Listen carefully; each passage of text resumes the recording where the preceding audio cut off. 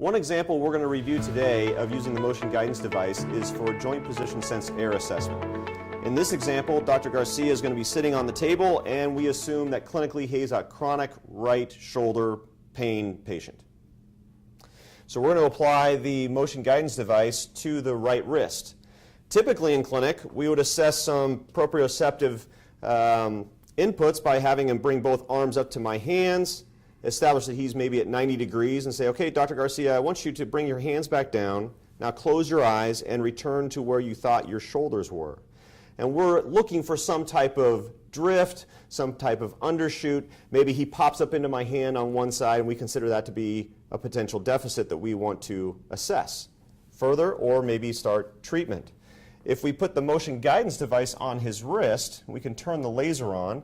I can have him come back up to 90 degrees.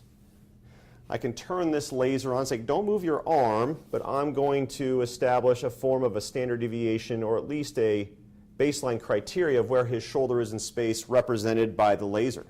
Now go ahead and come back down.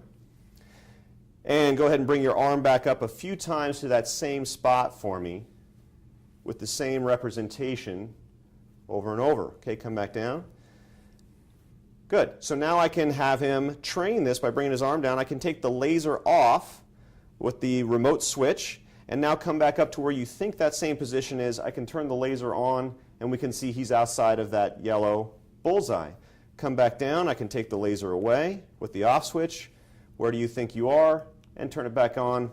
Very well done.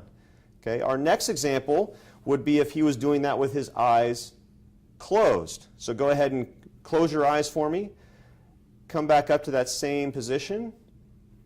And then open your eyes and make an adjustment. And we want you to learn from that adjustment. So go ahead and come back down, close your eyes, and return to that 90-degree position. And he opens. Very well done. And come back down. So from using this immediate visual feedback, we can start establishing not only a deficit, but also a plan of care for this patient moving forward.